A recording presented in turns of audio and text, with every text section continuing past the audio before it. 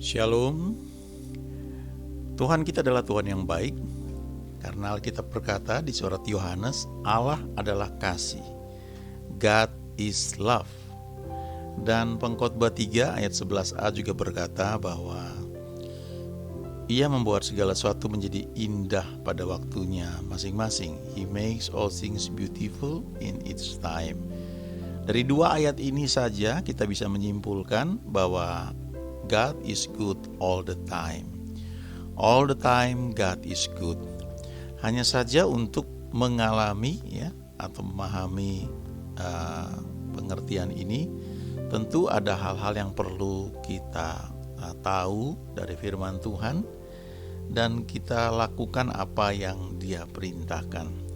Nanti kita akan lihat beberapa ayat, tapi sebelumnya kita nyanyikan dulu satu lagu bahwa dalam nama Yesus ada kemenangan. Dalam nama Yesus, dalam nama Yesus ada kemenangan. Dalam nama Yesus, dalam nama Yesus iblis dikalahkan. Dalam nama Tuhan Yesus siapa dapat melawan? Dalam nama Tuhan Yesus ada kemenangan. Dalam nama Yesus, dalam nama Yesus ada kemenangan. Dalam nama Yesus, dalam nama Yesus iblis dikalahkan. Dalam nama Tuhan Yesus siapa dapat melawan? Dalam nama Tuhan Yesus ada kemenangan. Dalam nama Yesus, dalam nama Yesus ada kemenangan. Dalam nama Yesus, dalam nama Yesus iblis dikalahkan. Dalam nama Tuhan Yesus siapa dapat melawan? Dalam nama Tuhan Yesus ada kemenangan. Dalam nama Yesus, dalam nama Yesus ada kemenangan. Dalam nama Yesus, dalam nama Yesus iblis dikalahkan. Dalam nama Tuhan Yesus siapa dapat melawan? Dalam nama Tuhan Yesus ada kemenangan, ada kesembuhan, ada kemenangan. Ini lagu yang sederhana sebenarnya ya. Tapi kalau kita camkan, kita renungkan ya, bahwa dalam nama Yesus ada kemenangan, dalam nama Yesus ada kesembuhan, dalam nama Yesus ada pemulihan, dan kita pahami kata-kata lagu ini, maka itu akan membangkitkan iman kita. Kita belajar bahwa setiap penyakit ketika ada namanya, maka kita perlu ingat bahwa di dalam nama Yesus penyakit itu sudah dikalahkan. Ketika ada satu jenis penyakit apapun, ketika diberi nama, nah kita perlu ingat bahwa tiada nama lain selain nama Yesus yang di atas segalanya. Jadi kalau ada namanya, maka kita tahu bahwa itu di bawah nama Yesus ya. Kalau kita baca di Alkitab ya, di firman Tuhan, dikatakan bahwa orang benar akan hidup karena percayanya. Orang benar akan hidup karena iman. Nah, iman itu muncul ketika ada rema, ada firman. Di sisi lain, kita hidup di dunia ini, kita tentu belajar, kita sekolah. Dan ketika kita sekolah, sebenarnya apa yang terjadi? kita sedang menerima banyak pengetahuan yang menata pikiran kita, dan itu bekerjanya di jiwa. Termasuk waktu kita sekolah Alkitab. Ya, kita belajar tentang Tuhan, tapi belum tentu kita belajar mengenal Tuhan di sekolah Alkitab tersebut. Itu beda sekali. Kalau kita belajar tentang Tuhan dengan dibandingkan kita belajar mengenal Tuhan, itu beda sekali. Kadang-kadang orang mungkin ngomong, oh kamu pakai teologi mana? Kalau kami teologi Pentakosta, kamu teologi Presbyterian, ya jelas beda. Nah, kata teologi itu yang membuat orang itu bisa punya penafsiran yang berbeda. Oh, saya Pentakosta. Oh, saya Presbyterian. Sehingga Alkitab yang sama ketika dibaca itu seperti yang satu pakai kacamata biru, yang satu pakai kacamata merah. Jadi bisa beda. Coba sekarang kita tanggalkan itu semua dulu. Alkitab berkata orang yang percaya pada Yesus ada Roh Kudus. Dan Roh ini yang memimpin kita ke dalam seluruh kebenaran. Coba tanggalkan dulu label-label teologi kita, ya. Tapi mari merendahkan diri dan berkata, Tuhan, aku gak ngerti firman-Mu ini kalau Engkau gak bukakan buat aku. Lalu kita tanya dia dan dia akan jelaskan itu. Saya mau ajak kita lihat dari Amsal 3 ya. Ini sebenarnya ayatnya 5, 6, 7, 8, 9, 10 dan seterusnya ya. Tapi saya mau baca 4 ayat ini saja dulu ya. Amsal 3 mulai ayat 5 ya. Percayalah kepada Tuhan dengan segenap hatimu, dan janganlah bersandar kepada pengertianmu sendiri. Dari satu ayat ini saja, coba camkan, renungkan seberapa jauh kita percaya sama dia dan kita tidak bersandar kepada pengertian kita sendiri. Trust in the Lord with all your heart and lean not on your own understanding. Apa itu pengertian kita? Apa itu understanding yang kita miliki? Itu cara berpikir yang terbentuk oleh karena pendidikan yang kita terima. Saya sekolah teknik, saya belajar bagaimana membangun bangunan. Sehingga kita bisa bangun bangunan tinggi misalnya di Jakarta. Gedung bisa 40 lantai. Dan kalau ada gempa relatif aman. Kok bisa? Ada ilmunya. Itu dipelajari. Teman saya yang sekarang jadi profesor, dia sering diundang kemana-mana karena dia dikenal sebagai ahli struktur sekarang. Jadi setiap bangunan-bangunan tinggi yang mau dibangun, ya seringkali dia diminta untuk tanda tangan. Termasuk ketika merancang airport di Cengkareng yang baru, insinyurnya boleh ngitung, tapi dia harus cek terakhir. Kok bisa begitu? Ada sistem berpikir pengertian yang sudah terbentuk dalam diri orang ini sehingga dia dikenal sebagai ahli struktur. Itu pengertian yang kita dapat. Ada juga orang yang sekolah dokter, kedokteran. Nah, dia belajar banyak sekali. Jadi itu membentuk cara berpikir seorang dokter dan itu nggak salah. Dokter diperlukan menangani orang sakit. Orang awam nggak tahu. Ketika sakit ini obatnya apa? Kasih ini, kasih ini. Walaupun jujur ya, tidak semua, tapi kalau kita sakit ya, kita ke dokter akan kasih obat A. Nanti ditanya ada alergi nggak? Karena obat yang mau dia kasih ini bisa menyebabkan mungkin asam lambung atau hal yang lain. Oh, suka mual, dikasih lagi obat B untuk menangani dampak dari obat A. Nanti ditanya lagi ada alergi ini nggak? Oh ada, dikasih lagi obat lain. Jadi bisa itu dalam tubuh kita tuh dimasukin banyak obat, karena obat yang satu menimbulkan reaksi ini perlu ditangani oleh obat yang kedua. Obat kedua ini menimbulkan reaksi ini, dikasih lagi obat lain yang ketiga. Nah, itu satu sistem cara berpikir. Dan sekali lagi, itu bukan berarti salah. Karena itu kan ilmu yang dipelajari sekian tahun. Nah, tapi kalau kita kenal Tuhan, kita lahir baru, terima Tuhan Yesus, roh kita ini ciptaan baru. Alkitab berkata, di situ ada benih ilahi. Dan surat Yohanes berkata, tidak bisa berbuat dosa. Itu roh kita. Dan roh yang sudah sempurna ini yang bisa menyembah Tuhan. Di dalam roh ini ada deposit banyak hal.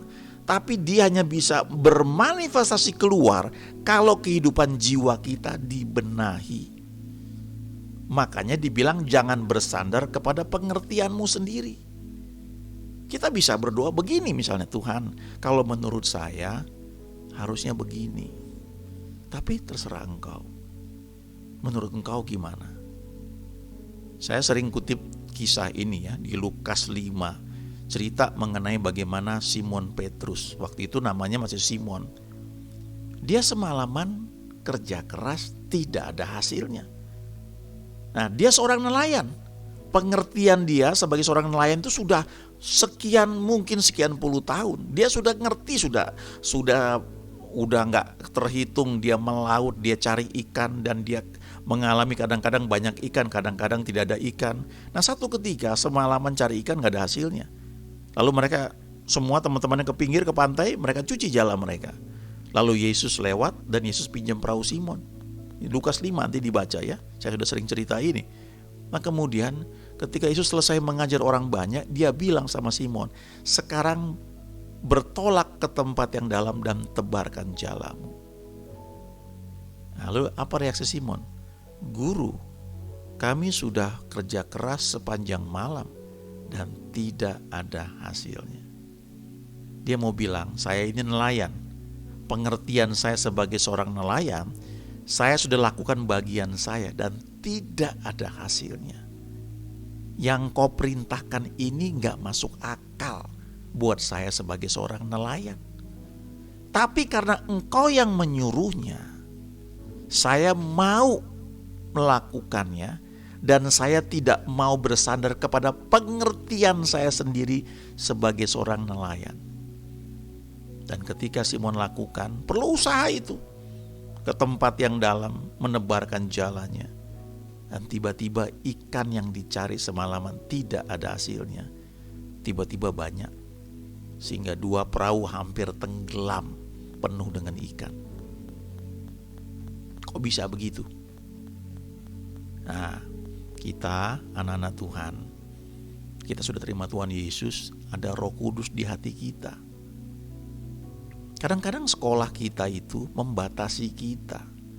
Sekali lagi gak salah kita sekolah tinggi, gak salah kita itu sekolah sarjana S1, master S2, mungkin master of divinity atau macam-macam ya. Kadang-kadang itu diperlukan supaya kita punya apa ya istilahnya, punya license atau punya kebanggaan, saya ini sudah sekolah lah di situ ya. Atau magister manajemen MM atau doktor S3. Ya. Kita punya nilai. Kalau kita ngomong, saya kan S3, saya doktor, saya bisa ngomong ini. Tapi di sisi lain, gelar-gelar yang kita terima itu diberikan karena ada satu sistem cara berpikir yang dimasukkan ke dalam pikiran kita, membentuk pengertian kita. Sekali lagi gak salah. Yang salah itu kalau kita kemudian bersandar kepada pengertian kita itu sampai kita mengabaikan suara Tuhan. Nah, kalau kita bicara soal iman, itu di luar logika manusia. Ya, yang namanya pengertian itu, otak kita itu menerima masukan dari panca indera, dari mata kita, dari telinga kita, dari lidah kita, dari hidung kita, dari kulit kita ya. olah masuk dan kita bisa menilai segala sesuatu. Tapi iman itu sesuatu yang kita terima, bukan dengan panca indera kita. Itu seperti indera keenam ya perlu waktu untuk menjelaskan hal ini. Tapi saya mau katakan sekali lagi, ayat 5 ini sangat penting, Amsal 3. Percaya kepada Tuhan dengan segenap hati dan jangan bersandar kepada pengertianmu sendiri. Kadang-kadang itu hal-hal yang sepele ya. Kadang-kadang gak masuk akal ya. Tapi kalau kita semakin kenal Tuhan, ini bisa jalan bareng sebenarnya. Kita punya kepandaian, kita punya pengertian, tapi itu tetap kita menundukkan diri kepada tuntunan Tuhan. Kadang-kadang kita gak mengerti, kita tanya gitu. Tapi jangan kita batasi Tuhan karena pengertian kita mendominasi. Oh, harusnya begini. Itu kata kita. Dan saya sekian tahun yang lalu, saya ketemu dengan orang-orang yang mereka hidup belajar mengandalkan Tuhan dan kadang-kadang gak masuk akalnya. Tapi saya melihat apa yang mereka lakukan tuh, wow, gak bisa ya, otak kita gak mampu untuk mengerti hal itu. Ada satu momen ketika kami harus pelayanan di Medan ya. Dijadwalkan Senin, Selasa, Rabu kami di Medan. Lalu Rabu, Kamis atau Kamis, Jumat, Sabtu kami di kota lain ya. Nah, kami akan berangkat hari Minggu karena pelayanannya hari Senin ya.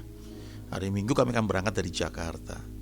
Tapi hari Kamisnya, berarti Jumat, Sabtu, Minggu, 3 hari sebelum berangkat itu, ini hamba Tuhan yang saya kenal itu telepon teman saya dan dia katakan, kalian doa ya, kita belum punya nih uang untuk berangkat. Wow, kami tim tuh berapa orang gitu, harus naik pesawat. Tapi hari Sabtu pagi ada orang datang ke hamba Tuhan ini dan bilang, Pak, Tuhan gerakan saya untuk menabur Bapak dalam pelayanan. Bapak mau kemana? Lalu dibilang saya akan ke Medan, pelayanan sekian hari, langsung dikasih sejumlah uang yang jauh lebih dari cukup. Lalu hari Minggu kami berangkat ke Medan. Gak mengerti bisa begitu ya. Tapi sekali lagi ya, kita tidak mengabaikan akal atau otak kita ya.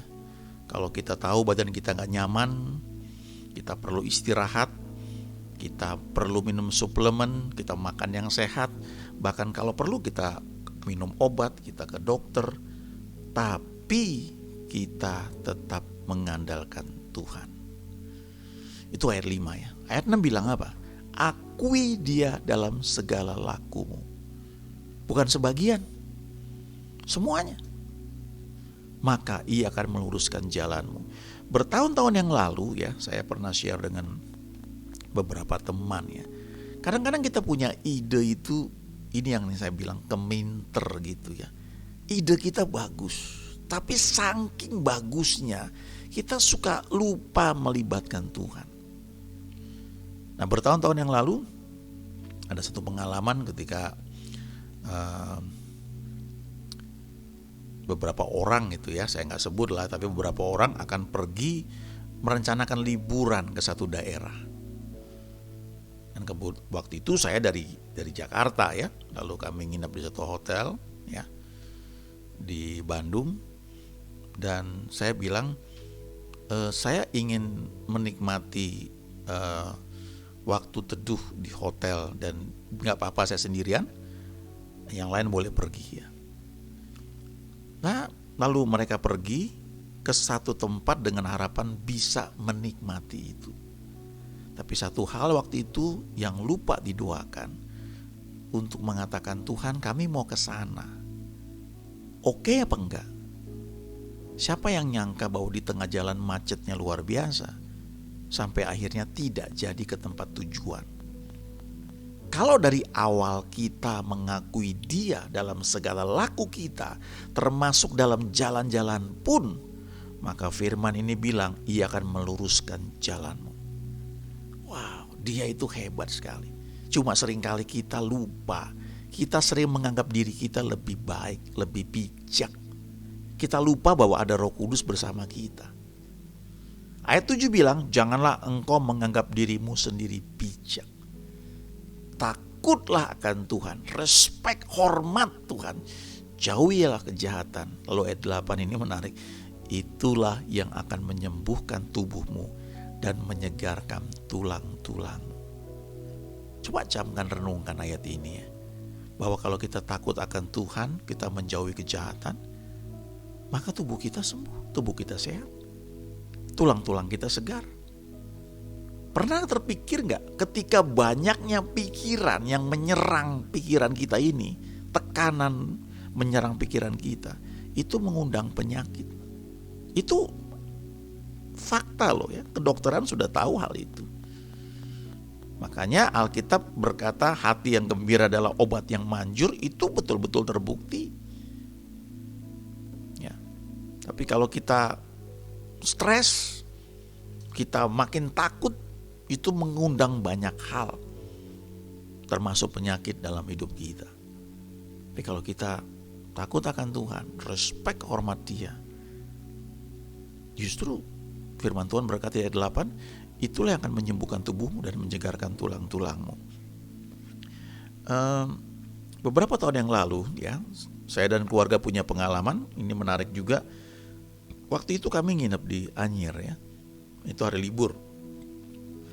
Dari situ kami rencana mau pergi ke satu daerah di Anyer itu, Mercusuar. Lalu pagi mau berangkat kami berdoa, Tuhan kami mau ke Mercusuar, pimpin kami. Ya udah, begitu saja. Ternyata jalannya macet luar biasa. Itu saking macetnya ya, istri saya tuh bisa pesan gado-gado, nungguin sampai selesai, karena mobil nyaris gak bergerak. Nah pada saat itu saya yang drive, lalu orang itu penduduk sekitar udah bilang, Pak muter aja Pak, macet Pak ya, saya pikir enggak lah, kami mau ke Mercusuar ya. Akhirnya setelah mungkin hampir sejam kita tuh nyaris gak bergerak, lalu saya bilang sama keluarga, gini kayaknya kita perlu doa lah, minta hikmat Tuhan. Lalu kami berdoa di mobil itu, Tuhan beri hikmat, apakah kalau memang menurut engkau ya gak perlu, ya udahlah lain waktu aja lah. Tapi beri hikmat buat kami, dan juga supaya kami bisa keluar dari kemacetan ini dalam waktu singkat. Amin. Gak lama, kira-kira kami maju, mungkin saya lupa ya, mungkin gak terlalu jauh. Ada orang bilang, Pak lewat sini aja Pak, macet Pak, gak usah ke sana Pak. Oh ya oke. Langsung ditunjukin, kita kasih uang berapa, 2.000 atau 5.000 gitu. Udah kita muter langsung keluar dari kemacetan. Dan memang tidak ke Mercusuar.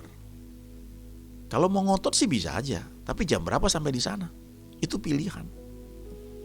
Kalau bisa ditunda lain waktu, ya kenapa mesti hari itu juga? Sekali lagi itu pilihan. Nah, melibatkan Tuhan dalam setiap bagian hidup kita, itu membuat Dia akan meluruskan jalan kita. Hati-hati ya, kalau kita merasa diri kita pintar, kita tahu, atau kita merasa kita punya uang ya, atau kita merasa kita punya koneksi, tanpa sadar kita bisa terjebak dalam kesombongan karena kita mengandalkan pengertian kita sendiri. Dan surat Yakobus berkata, Allah menentang orang yang congkak atau orang yang sombong. Apa itu orang yang congkak atau sombong? Karena kita gak sadar, itu orang yang tanpa sadar mengandalkan kekuatannya sendiri. Entah itu titelnya, entah itu pengalamannya, entah itu koneksinya, entah itu apa saja kecuali Tuhan. Itu orang yang congkak, orang yang sombong. Nah, Yakobus itu mengatakan Allah menentang orang yang congkak tetapi mengasihani orang yang rendah hati. Bahasa Inggrisnya itu God gives grace to the humble. Allah memberikan anugerah kepada orang yang rendah hati, yang merendahkan dirinya. Sekali lagi itu sikap hati. Bagaimana kita bisa rendah hati? Kadang-kadang ujiannya kita tuh mungkin kita mestinya, otak kita bilang, loh kamu kan mestinya hormat dong sama saya, kamu kan jauh lebih muda dari saya. Tapi kita gak dapatkan itu. Bagaimana sikap kita? Supaya tetap humble, jangan berontak. Humble. Dan Alkitab berkata, kamu akan terima grace. God gives grace to the humble. Allah memberikan anugerah kepada orang yang rendah hati. Saya mau ajak sekarang baca dari 2 Tawarik 20 ya. Ini beberapa ayatnya, cuma 5 ayat saja. Tapi coba lihat ya. Ini sebenarnya kalau mau detailnya baca dari ayat 1, baca dari pasal-pasal sebelumnya. Cerita mengenai Raja Yosafat. Tapi untuk menyingkat waktu ya, hanya 5 ayat ini yang saya baca ya. 2 Tawarik 20 mulai ayat 22.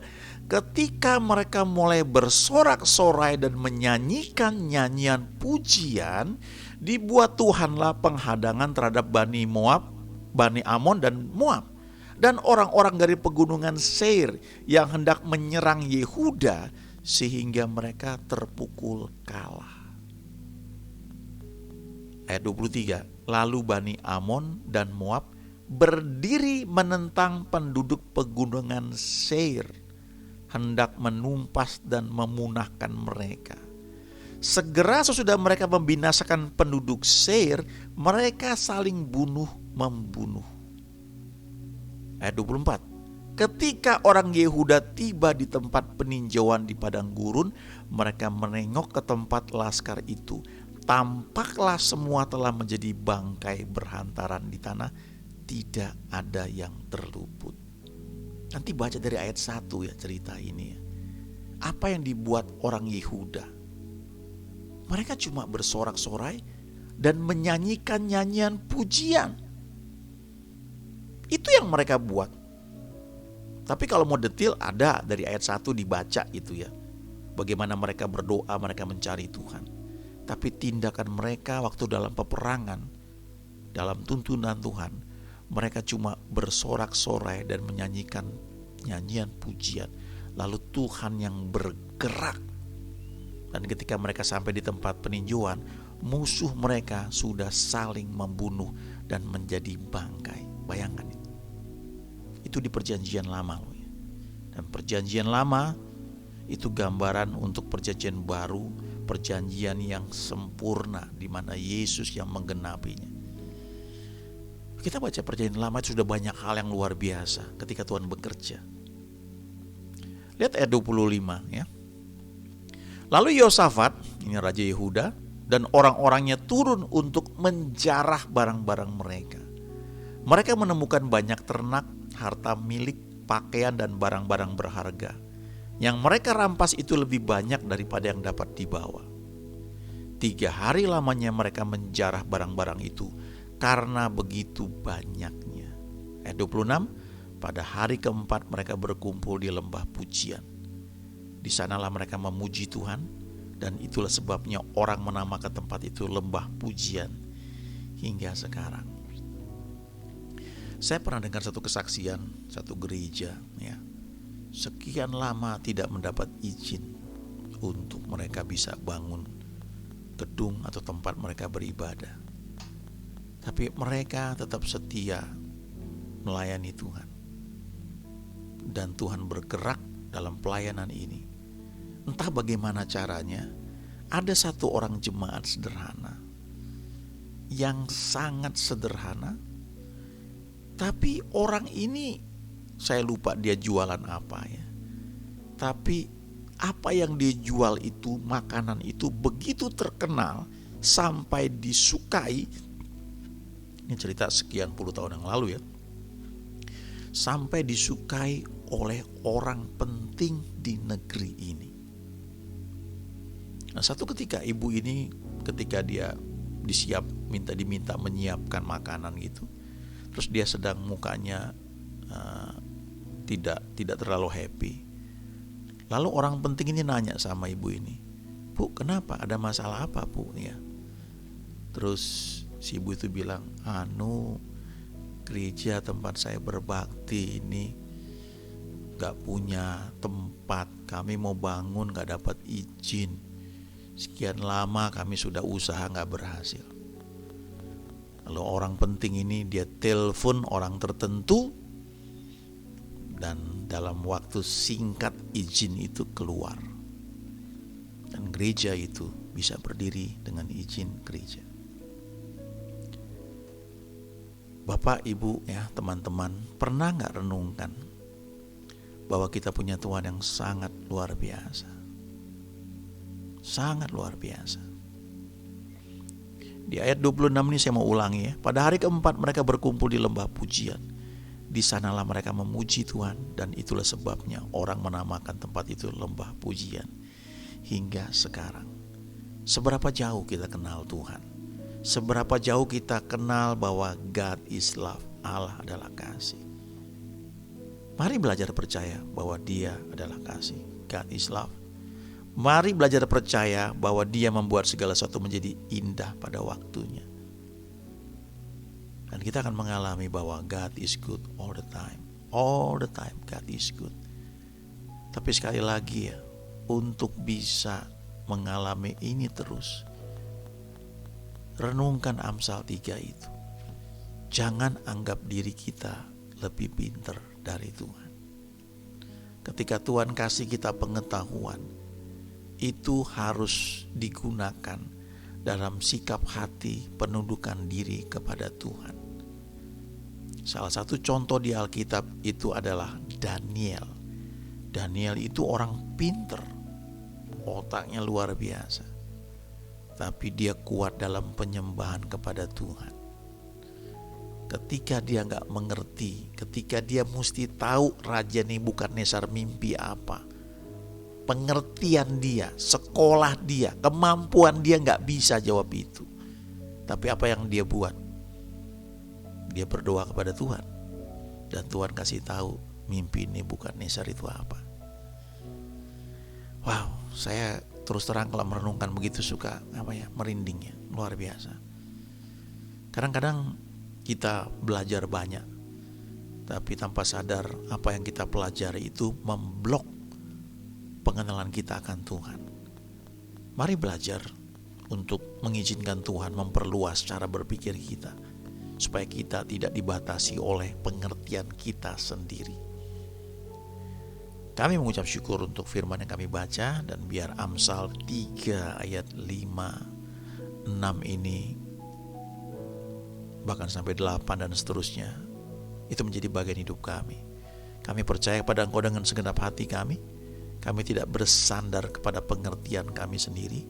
Kami akui Engkau dalam setiap laku kami, dan janji-Mu Engkau akan meluruskan jalan kami. Kami belajar untuk tidak menganggap diri kami sendiri bijak, tapi kami takut, respek akan Tuhan, dan kami menjauhi kejahatan.